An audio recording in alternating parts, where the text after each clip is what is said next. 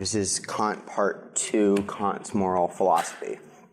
A few preliminary points. So first, 3 hours isn't really nearly enough time to do full justice to all the major topics, thoughts, concepts that are in Kant's system of what he would call practical philosophy. Practical here distinguished from theoretical philosophy, which was the subject of Kant Part 1. But we still can hope to cover the most significant and central concepts of his moral thought, and to get some insight into what the theory is, why the theory is the way it is, and what does that amount to? What does it give us? What has it given the world? Now, why is this of interest? Well, suppose I were to say it's not, actually. This is not of any interest whatsoever. I expect this to be rather dry, pedantic, academic, full of arcane distinctions that most of you will never have to use in your day-to-day life. But you did sign up for the course already, and you've given them your money and your promise, and so you're stuck with this. And if you have any thought right now about going to switch courses or just going to the beach, need I remind you that you made a promise. And there were certain expectations that we all formed on that basis. So I don't want to hear any bellyaching from any of you that you're not enjoying the course, or that I'm not entertaining, or that this isn't fun, or that this isn't interesting, or that there's no value in this for you, because at this point it's not about the value, it's about fulfilling your commitment. So grin and bear it. Now that wouldn't exactly be the best way for me to motivate you for the rest of the course, but as we'll see, it is how morality presents itself to us in the Kantian system. That is to say that morality presents itself as what Kant calls a categorical imperative. What that means we'll examine in depth tomorrow. But among other things, it's an imperative. It's a command. And as a command, it's not contingent upon whether we have some stake in following it or not. Rather, it's our duty, more about duty again tomorrow, to follow the moral law, and more about what that moral law is, again, tomorrow. Today I'm going to be speaking rather freely about the moral law, about our duties, that won't yet have content to it. Suffice it to say that there will be certain ethical obligations, certain things that we are required to do as moral, rational beings, if we're to be moral beings who act rationally, and that these constitute jointly our duties generated from morality's law. Now, we're still waiting on those handouts, but what we're going to start off with is a kind of basic concept, a basic distinction with which to approach Kantian ethics, and that's the distinction between deontological and axiological or value-based ethical theories. This will be on that sheet, but and then once we make that distinction, I'm going to this is why it's useful for me to have the handout. Before we're going to talk about that general distinction, just before that, I want to start out with 3 basic points from Kant's theoretical philosophy. I don't expect you to know all, to listen to the Part 1 Kant course, though I highly recommend it. And that one is actually interesting and valuable, as is this one. But there are a couple basic concepts from it that you need to know. You don't need to know Kant's whole theoretical system to understand the moral system. And had we more time, I'd love to go into all the ways that his metaphysics and his epistemology inform what he's doing in his ethics. We'll just see some of that. And so to do that, and to just get some of the basic concepts, I'll introduce 1 or 2 things. Okay? Then we'll do the deontological, axiological distinction to get a big sense of what kind of ethical theory is this and how does it relate to other ethical theories. Sorry, I'm going to put those terms up. And then we will launch into the beginning of the system itself. And in doing so, we will discuss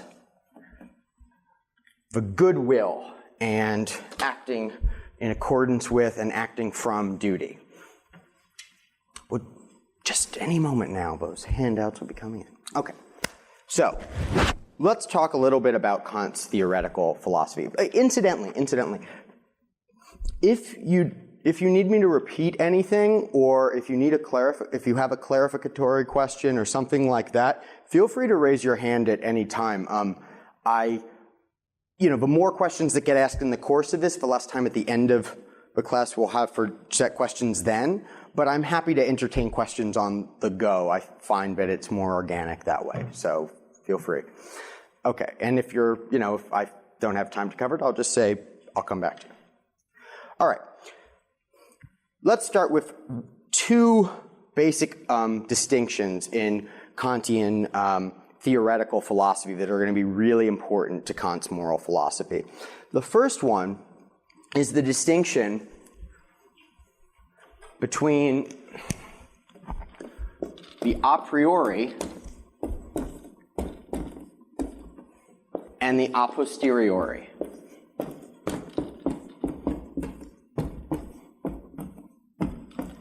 Okay? This means from or prior to, and this means from afterwards. Posterior, afterward, priori, okay? And specifically, prior to or posterior to what? Prior to or posterior to experience. What is prior to or posterior to experience? A certain kind of cognition or judgment. A judgment here being subsuming one thing under a concept, saying this is a that, this is a table, 2 and 2, or any kind of relationship of concepts. 2 and 2 is 4, and things like that. Kant primarily talks about a priori and a posteriori judgments, but there are also a priori concepts as against a posteriori or empirical concepts. Okay? And the idea here is this. A priori knowledge is knowledge, well, let's start with a posteriori, because that's what's familiar to all of us. A posteriori knowledge is knowledge you gain from experience. So, for example, if you want to know, you don't know offhand what the change is in your pocket, you go and you look, and now you know a posteriori that you have 37 cents, okay? Or, for example, you want to know if there are any correlations between risks of cancer and certain populations, right? Do Armenians tend to get this kind of cancer more often than Jews do, or etc. And you go and you do surveys and you look and you track them and you get this information. You go and do a survey and then you come up with some numbers. Or any number of things like that. What's distinct about a posteriori knowledge, Kant thinks, is that insofar as we make it general, insofar as we try to make any kind of like induction on the basis of it, go to generalizations, it's always going to be uncertain and contingent. This is coming from, Kant is here coming from and building off of the work of David Hume, among other things, and the idea is just that this world of the senses just doesn't give us the resources we need to reach certain knowledge, okay?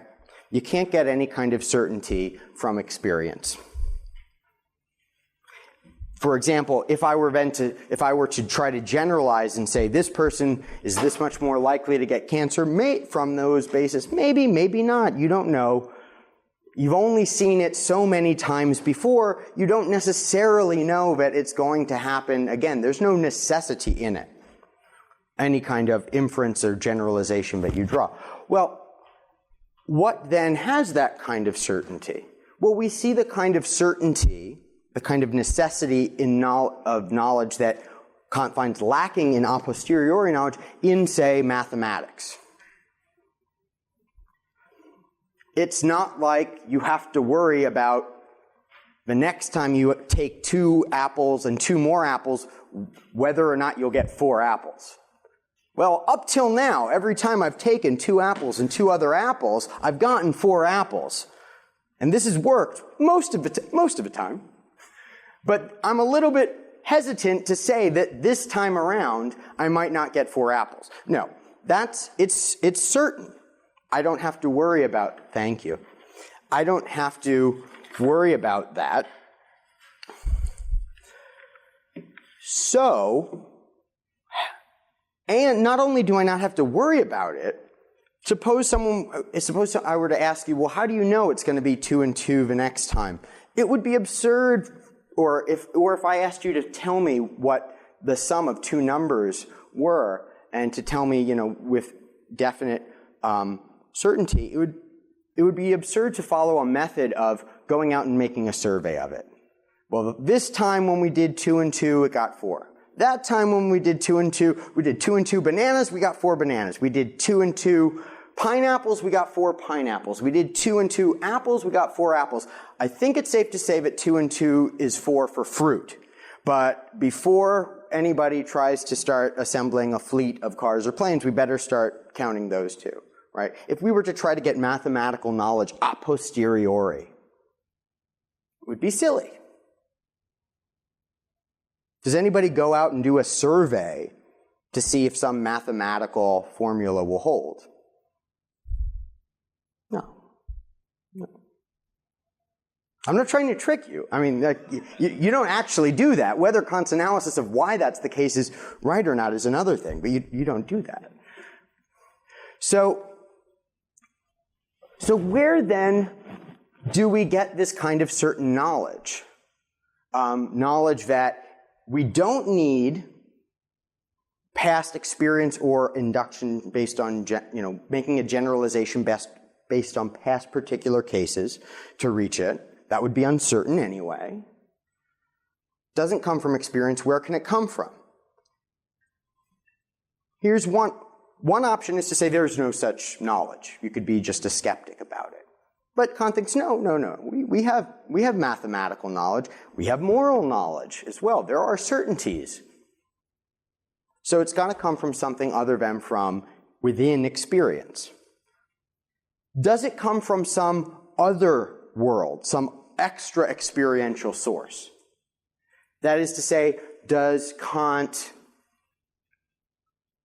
countenance a kind of Platonic approach where the world of experience only gives us uncertainties, mere opinions, things are in flux, but if we turn to the intelligible world, what Plato would call the world of forms, there we would get certainty. And so is that Kant's answer, that we have special intuition into this higher world?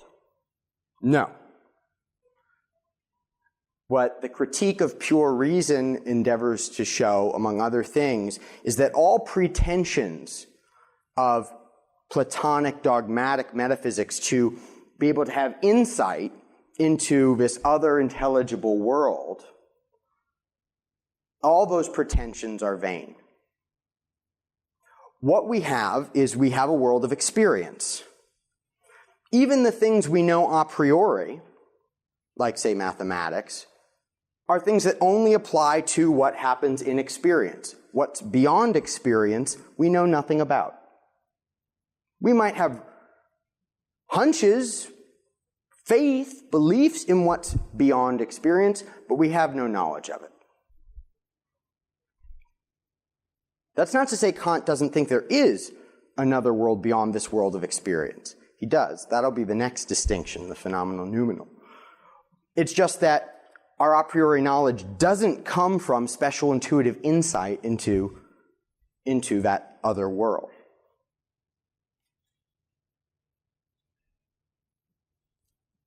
So it's not within experience, and it's not something besides experience. So what is this source of a priori knowledge? Knowledge that is prior to experience. It doesn't depend on what's within experience.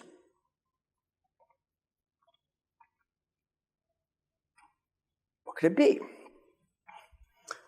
Okay, well, suppose you come to a nightclub, okay?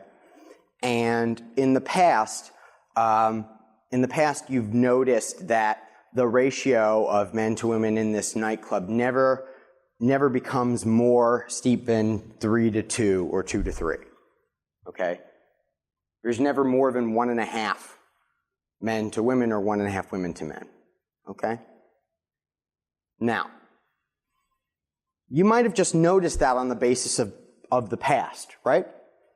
And that would just be a posteriori. If you were then to generalize and say, I bet tonight, it's going to be the same thing. But what if you couldn't run a functioning nightclub unless you maintained some kind of reasonable gender balance, and that just happened to be the tipping point? That is, at the point at which you stopped having, say, 3-2 or 2-3, your business would just suffer dramatically, and as a result, and now you're the manager of this business, you institute a policy. You tell the bouncer when to let people in or not to maintain this balance. So the first scenario is you're just an observer, seeing that there's been this correlation in the past, these certain patterns of numbers. Now you're saying, no. It's a requirement to keep this running that we do something like this. Will you then know, and then you institute this policy, nobody gets in if it'll throw these numbers off? Will you then know for sure what the limits of a gender balance or ratio is going to be in that club? You'll know. You'll know not because it's been like that before and you've observed it. You'll know because you've made it a condition for even getting in that you satisfy those requirements. All right, now, let me introduce the next distinction, and then I'll return to this club metaphor to make it even clearer how a priori knowledge works. Even clear, because it's so clear now, right? It's just, no, don't even bother, Jason. Go on. We've got it. It's easy. Okay. Throughout 17th and 18th century philosophy, a view which we sometimes call representationalism predominates. It's a view about the nature of consciousness and its relation to reality. And it's a view that says that what we are immediately aware of are representations or ideas in our mind. And that these representations or ideas stand in a resemblance or failure to resemble relationship with things in the real world. In other words, it's like I've got a movie screen in my head. There's like a little man in your head, and he's watching a movie screen with sound and smells and tastes, and those are all representations. What happens is there's this outside world. It causally impacts your body, presumably, causes representations. You have the representations. The question then is, are these representations like or not like the way things really are in themselves? If you want to know why people got onto this picture in the first place, I talk a bit about that in the first course, but just go with me here for a minute. You're in your head, you have these experiences, you're wondering if the world out there is really like it. So how do you know? So Descartes raises the question, how do I know I'm not dreaming? I have these experiences, They certainly feel real. It feels like I'm awake, but I've had dreams before where I thought I was dreaming. Where I thought I was awake, and it turned out I was dreaming, so maybe I'm dreaming now. How do I know that this experience is the way the world is like? Well, there are a number of attempted solutions. So one way is to try to argue that reason, not that the senses are unreliable in this respect. So we have color, we have taste, we have smell, but things in themselves aren't really blue. Blue is our way of representing the way things in themselves really are, which is not colored. This was a very, very popular view from Galileo onward, that things in themselves didn't have color, for example. They had geometrical properties, but they didn't have color, probably didn't have smells, colors, things like tastes. These are our ways of representing these other properties, which are highly unreliable because they're not really like that. But maybe reason can figure it out. Maybe reason can figure out how it really is. And so sort of, even though what I see on the view screen isn't exactly what God would see looking directly out there, still I can look at what's on the view screen, use reason, and then deduce what's probably really out there, which isn't quite like what's on the view screen. Maybe that's an option.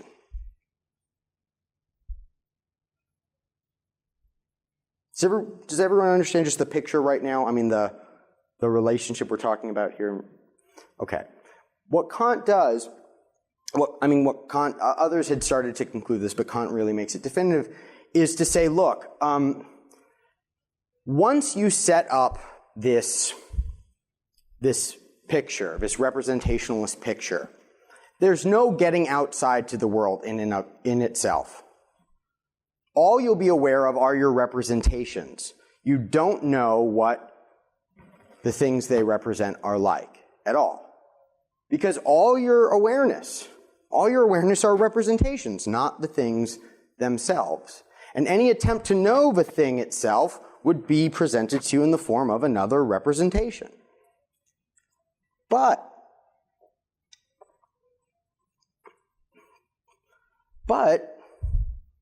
this is not a terrible thing, he thinks. Because look, for the last 150 years, we've been sitting around cracking our heads as to how we can figure out what the world out there is really like, given that we're stuck inside our heads. And how can we have any knowledge of what things are really like, given that we start from these representations? You know what? Forget that. Let's change the game. Let's ask this instead. What do our representations have to be like? However the world is in and of itself, are there certain rules to how our representations work, such that whatever happens in here on the view screen on the inside has to have a certain structure?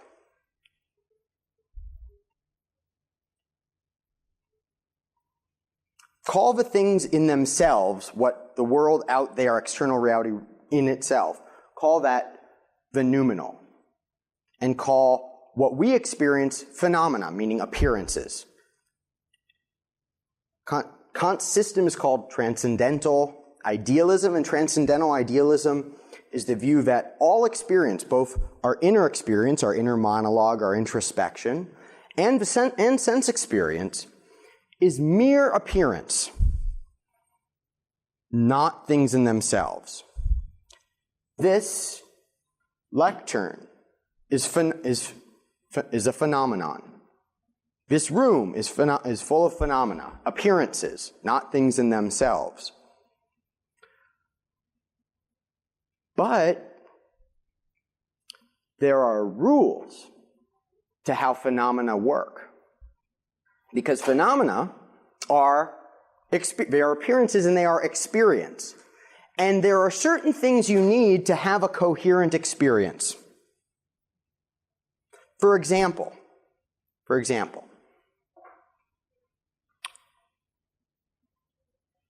we know that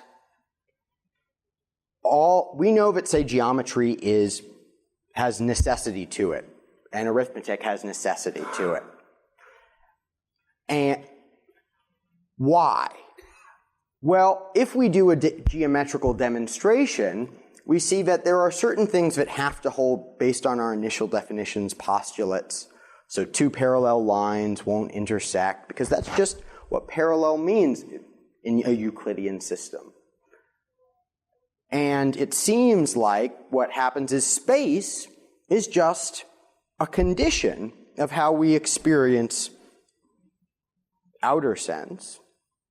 It's just a kind of format that it has to come in. Or better still, I have this experience. I have this phenomenal experience. Okay. If there was no causal order to anything that happened, if just one thing happened and then something totally different happened that was in no way related whatsoever, and then something else happened. So I'm approaching the piano, and then blue whale, and then hurdy-gurdy machine, and then we're on the Eiffel Tower. And it was just a series of stuff like that. A booming, buzzing confusion, to use William James's words. I couldn't even call it I couldn't call what I had this coherent consciousness. There would be no ability for me to actually know that there's a me. To know that here I am experiencing some stable world.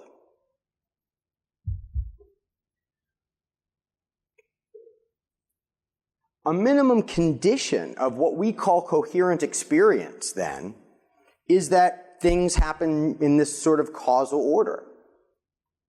That there's a before and an after. And that befores are causes to the afters as effects. If there wasn't that, what we would have wouldn't even be experience. As long as we have experience, then, we may not always have experience, but as long as we have experience, we can know that it's going to have a kind of causal order. Which is cool, because now, passé David Hume, we know that all the stuff that we experience, all the phenomena, are going to have some causal structure. There must be causality. It's necessary.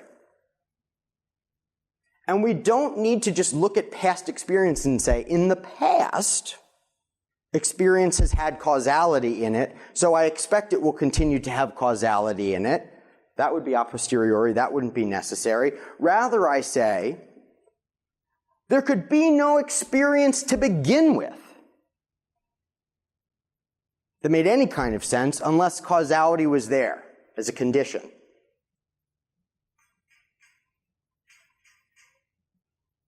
Now, let me take what I was doing with a priori and a posteriori, put it together with this, and make both clearer, like a magic trick.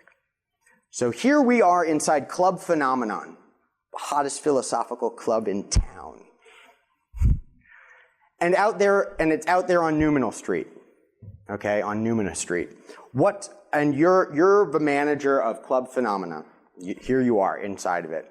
And you never ever leave. You can never leave Club Phenomenon. You can never get outside of your own experiences. And you might wonder, gee, what's the ratio of men to women out there on Noumenal Street?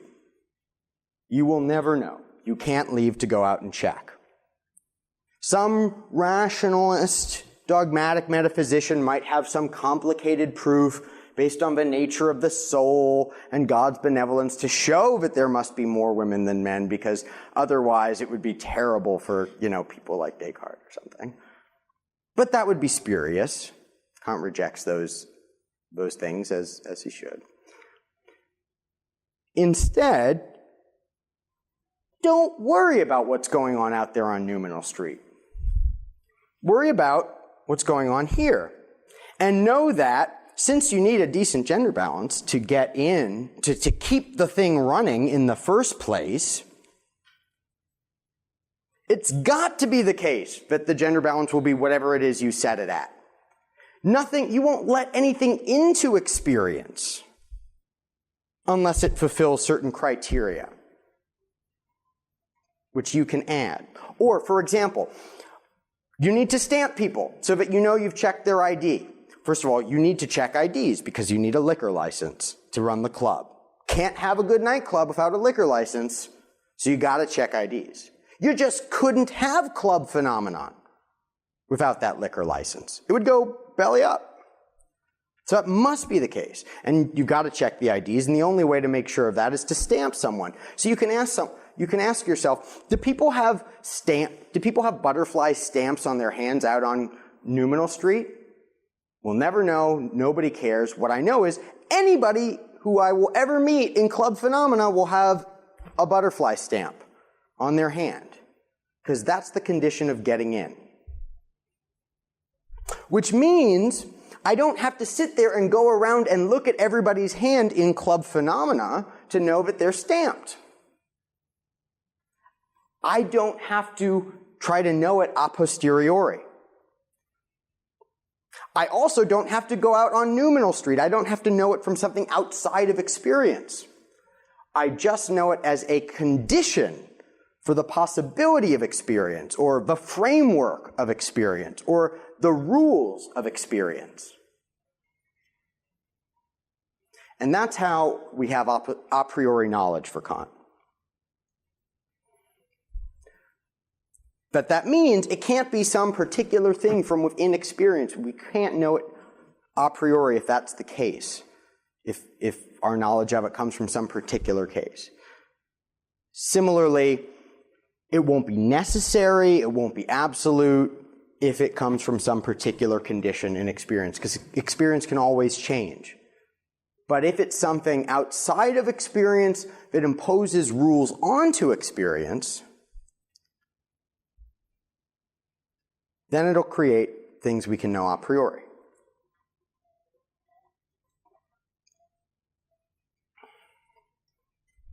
Okay? Any questions about those two distinctions? Okay. Yes? No? Okay. All right. Cool. Yeah. Did he ever amend that by saying human experience, or did he think a dog would also be bound to the degree a dog was conscious, its consciousness would be subjected to the same conditions as any conscious? Was it a condition of consciousness as such? Okay, good question. I'll give a really short answer is, he thinks there are general conditions for any being with understanding, a conceptual faculty, and those are the categories, a priori concepts. So we have two main faculties that give us knowledge of experience: sensibility, our senses, and the understanding, which is our use of concepts. Both have a priori forms, a priori imprints. Sensibility has space and time. Understanding has the categories. He thinks any being with intelligence or reason will have understanding and have categories. He thinks there might be beings that don't have space and time the way we do. As for a dog, he thinks that animals, if they lack concepts, which they do, and thus lack the understanding, there's stuff on the radar screen, as it were, but it's just a blur. It's a buzzing, booming confusion. He calls it a mere rhapsody of perceptions. Because whereas we would say the senses give us objects directly, physical things, that's how we perceive the world, Kant thinks, no, the senses would just deliver kind of raw data. Without concepts, you don't even get physical objects.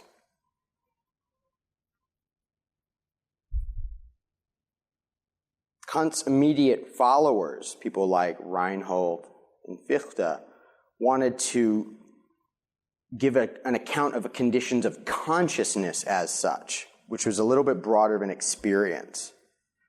Kant talks about the conditions of experience or of cognition or Kantness, and whereas Reinhold will talk about Bewusstsein, consciousness. And the principle of representations in general, Vorstellungen. Okay, All right. That's a good question. Now, incidentally, the same moral laws will hold for any being with reason, presumably. Okay. We'll come back to, I'm going to skip 2C because we'll talk about it on the last day, the limits of theoretical reason, postulates of practical reason. I've talked about the limits of theoretical reason, about not knowing things in themselves. The postulates, this will be, when do you have reason to have faith in what's out there on Numinal Street? When does morality give you a reason to have faith about what's out there, and why, even though you have no knowledge theoretically of it? But let's now just jump into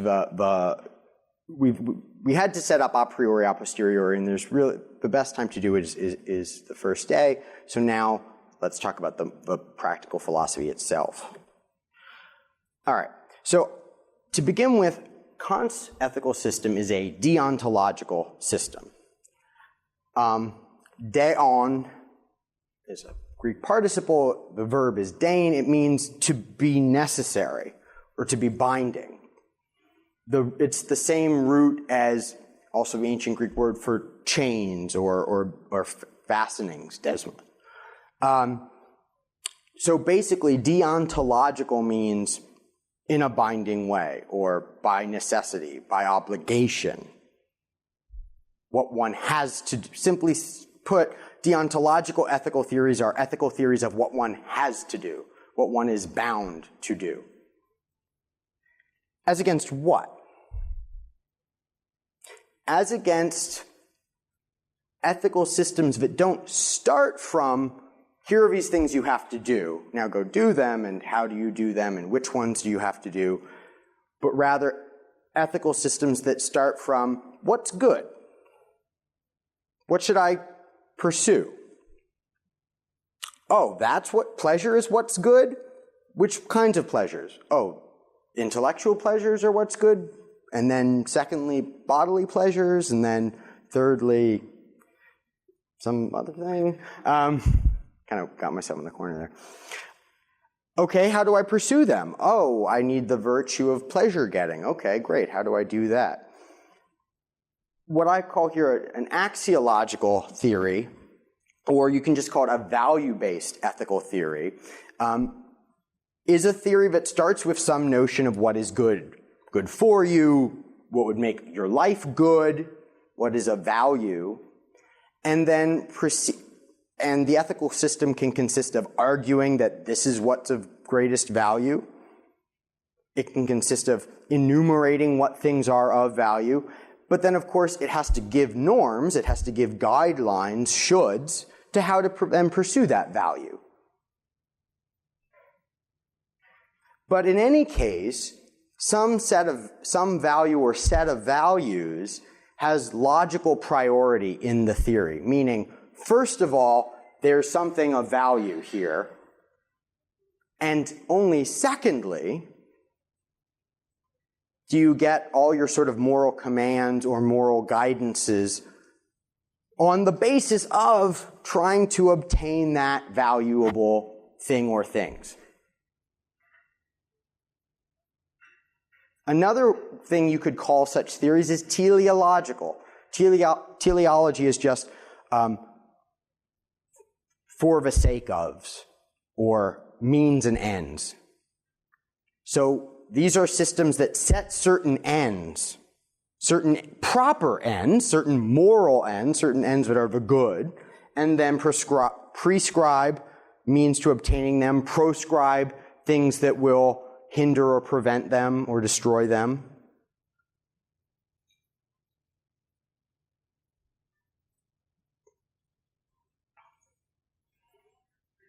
So, for example, you say that the good is let's take Aristotle, he says the good is eudaimonia, flourishing, happiness in a very robust, broad sense. And what is that? It's living a complete life in accordance with complete excellence. So it's having all the things that would make a human life full, naturally full and rich, and that means most of all cultivating all the human excellences that are possible, which means developing our reason, both in its theoretical uses, learning about the world, how it is, and developing good habits or good virtues of character, getting good at how we behave and what we desire. And so we have a certain very clear goal, eudaimonia. It's not very clear, but we have a certain goal, certain value. That's at the heart of the theory. It turns out that part of what eudaimonia is a life with virtue, but virtue is a part of that end, but virtue is also a means to that end. But most importantly, we have a certain end. We have a certain conception of what's the good. By contrast, if teleological or axiological or value-based ethical systems focus on what's the good, and then proceed to tell you what the right thing to do is on the basis of what's good, so that the good has precedence over the right, as it's sometimes put,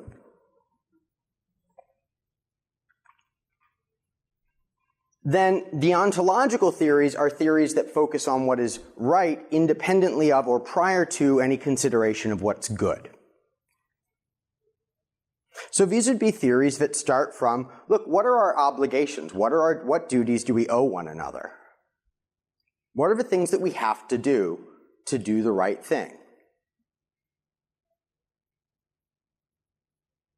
Well, what are we trying to accomplish here? What are we trying to... No. We're not talking about what are we trying to accomplish here. We're talking about how do you be a good... What are you supposed to do as a human being? What's right? What's right and wrong? There's certain things you're not supposed to do. There's certain things it's okay to do. So it starts from approaching morality, from a system of looking for rules, duties, responsibilities, and obligations. Now, in deontological theories, what further sets them apart, it would be one thing to say, hey, look, there are all these things that we believe are right and wrong. We believe it's wrong to murder. We believe it's right to help your friends. Why? What's going on there? Why do we say that? And then we said, well, it's wrong to murder because it takes away a person's life, and if anybody could do that, we wouldn't feel safe. Oh, I guess safety is good, right? Yeah, we want to be safe. Oh, okay, what else is good? Health. Oh, we wouldn't be healthy if we were always worrying about being murdered and so forth. I guess that's important too. And, if safety and health are concerns, what other things might be prohibited? Oh, I guess it would also be wrong to have assault and battery and things like that. We could start from a set of rules that we kind of thought were okay, reasonable, formulate some values that they underlied, and then go back from those values again and formulate other rules. We might even find out that some of our initial rules were misguided. It might be that in the course of doing this, we go, yeah, well, eating horse meat is bad. And we go, well, why is that? I mean, like, we eat the pig, and, nutrition is important, and people are important. Animals aren't as much. We haven't found some reason to think they are, and I guess maybe we shouldn't have a law or shouldn't get so worried about people eating horse meat. Maybe we were wrong about that. In which case, certain more basic norms and values are, again, in the driver's seat, even though we started the conversation with rules, okay? But a deontological theory is more than just starting the conversation with rules and then talking about what's good. It's that the authority, the ought-to-be-doneness, sometimes called the normativity of rules, moral laws, duties, doesn't depend on specific values. These are the things that have to be done. And if there's anything of value in a deontological theory, It's only morality itself. So it's not like you can say, well, it's good to be moral because morality is what gets us to have a good life. Most of the ancient Greeks, all the ancient Greek theories except Stoicism, are axiological. And so Plato, for example, in the Republic, has to give an argument that justice is good both in and of itself and both in itself, having justice, and for its other effects. But what he means, that it's good in and of itself means like, it behooves you to be just. Not just because you get a good reputation, just being just will make you better off. And just being unjust will make you miserable. The axiological theorist, the axiological ethics, has to justify morality in a sense, or has to justify justice. It has to say, there's a point to being just, You can't live without it. You can't be happy without it.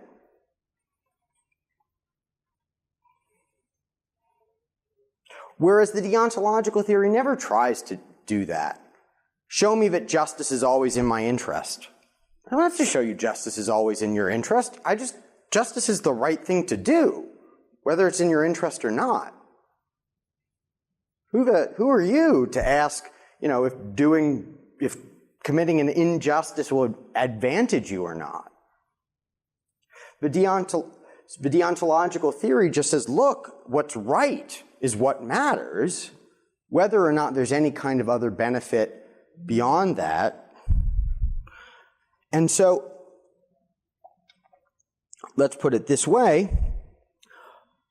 Morality is not for the sake of something else in a deontological theory.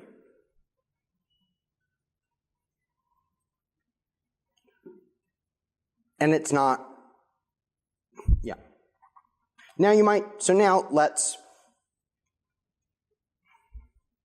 We'll definitely get through number 4 today. If you look on the reverse side for 2, I have the first thing on tomorrow's thing is completion of 1.5. So I knew that we might, the first week we got through all of it. Today we're going a little differently. It's fine. Built it in. We're going to talk about goodwill is unconditionally good-worthy thing. So now you may be asking, so morality is just good in and of itself. Why would you think that? What could lead you to think such a thing? Well, suppose I ask you, is intelligence an unconditional good, unconditionally good? No, why? You shake your head, why not? People use intelligence for very bad things. That's right. People can misuse their intelligence for bad things. There are, as we all know, the world is full of mad scientists with atomic nuclear men zombie armies, right? Well, not really. Would that it were. Oh, it'd be so cool. I minored in mad science in college. The science majors have the labs, but we have the laboratories. Anyway. Yeah, intelligence can be abused. Okay, what about courage? That's a virtue. What about courage?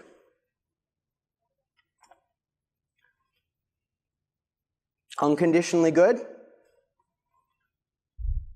You don't think? No? Why not? It's kind of the same thing like the intelligence. Yeah. Have you ever met a really, really timid mugger? That would be great. Give me your wallet. No. Okay, I'm sorry. Do you want mine? If only we were so lucky. Right? Give me your wallet. I'm Dirty Harry. I still want your wallet and I'll do something crazy. That would be bad. Even productiveness. If someone applied it in a systematic way to doing bad things, the more productive they were, the more power they'd be putting in the hands of evil. So what's not unconditionally good? How about happiness?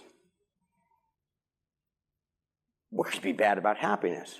Happiness, unconditionally good? Who knows what happiness is? Well, that's one question. Who knows what happiness is? But can you think of a scenario where it would be happiness would be only of conditional worth? People drug always starts to feel happy all the time and then die, never do anything else. What's that? Most people don't want to drug themselves all the time to be happy and then die because we never experience anything else, just happiness because of drugs. Okay, so it could be that your happiness could be achieved in some lousy way. What if we imagine a lunatic? This lunatic, his shtick is he creepily hangs outside of the pet store and he sees families that are bringing home new puppies. And then he tracks them back to their home. He waits a week, so they've gotten really attached to it. Then he kidnaps the puppy. Then he brings the puppy back to his lair. He tortures it, makes a video of it, sends it to the people whose puppy it was, records their expressions, and then watches the people's horror and reaction to him torturing their puppy, and is full of glee and mirth. That's one sick puppy. That's one sick puppy. Now, suppose he were really good at this and really happy. Well, it makes him more evil, and that happiness is bad. First of all, we don't want such a person to be happy. We don't want it to be possible for happiness to be acquired by someone bad. The fact that these things make him happy make him all the more likely to do them more often. Happiness, Kant will say, is achieved by satisfying our desires. So Kant has a utility function or satisfactional account of happiness. We all have things we want. What happiness is just getting a lot of what we want. Which means it's going to be very subjective, and he thinks that's one reason to stop focusing so much on happiness. You contradict yourself and so forth. But he says, what we would want is happiness that a person morally deserved, morally acceptable happiness. You know, the kind of, what we would want is someone who's happy being good. Well, what about this? Is it conditionally good to do the right thing because it's the right thing? Now, you could be mistaken. You could be mistaken about what the right thing to do is. But the willingness to do the right thing because it's the right thing to do. How about that? Arthur? Well, I mean, I think you say that it's not the fact that it's the right thing to do that should be motivating you, and so therefore it's wrong to do the right thing because it's the right thing. It's only right to do the right thing for the proper reasons to do the right thing. No. Presumably the idea is to do the right thing for the right reason, which is, in this case, that it's the right thing to do. In other words, right, so Arthur makes an excellent point where we'll really begin tomorrow's lecture, which is you could do the right thing for the wrong reason. Mere willingness to do the right thing could be the willingness to do the right thing for all the wrong reasons. I might not cheat my customers because I think that honesty makes for better business. I'd love to be able to cheat my customers, but I just think I'll get caught and my reputation will suffer. But what if I don't want to cheat my customers because I don't want to cheat anybody? Because I think that's just wrong and unjust. There's something slippery about the question, because in all the other examples, we took a step back and said, well, courage could be inappropriate if it's courage to commit evil or do a bad thing. But by framing the question, do the right thing for the right reason, it's almost begging the question of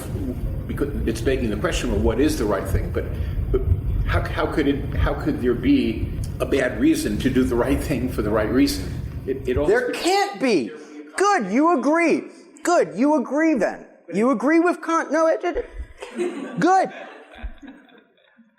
You could misuse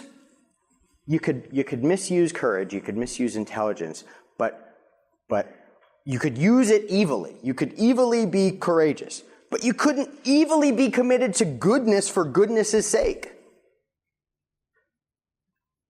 This is where we start to get the idea of a good will. And a good will,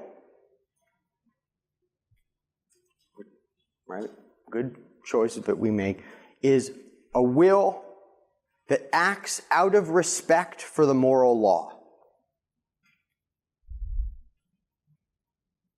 Which means it follows the moral law because it is the moral law.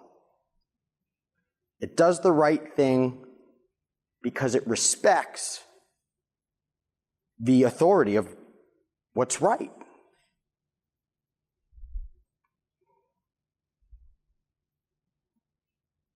And that would be the only thing of unconditional worth, according to Kant. So why might you say that morality is the only thing good in and of itself, not some other particular good? Any other good you could point to, he thinks, happiness included, is the kind of thing that could be morally reprehensible and dangerous. Only morality, sought for morality's own sake, and not for some ulterior motive, which could again undermine it, only that could have unconditional value.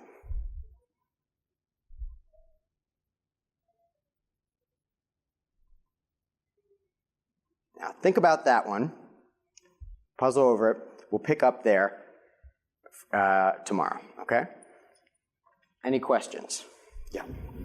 The deontological systems, apart from Kant's, do I understand correctly that another example of deontological system would be religious ethics, or is there anything else you could classify as deontological? Certain religious ethics could be. You can go one of two ways. You could say, and the better kinds of sort of Aristotelian religious philosophers try to say that your happiness will consist in returning to God, the image of God, heaven. And you could say the goal is your soul reaching this highest state. There are certain things required of us by our Creator in order to achieve that, so we do that. To that extent, it would be axiological, not deontological. It would, but of course, deontological ethics really do sort of come out of religious traditions of commandments. Do this, do that. And of course, what Kant will say about this is something like this. Look, the person who does the things that are supposed to get you into heaven merely because they want to get into heaven is in for a nasty surprise. The people who, if we can believe in heaven at all, which we can't know about and is just but we might have faith in for good moral reasons. The people who get in they want to go to heaven, of course, but they would do the things that get you into heaven even if it wouldn't get them into heaven. They would do them anyway, because they're the right thing. And that's what earns their spots beyond the pearly gates.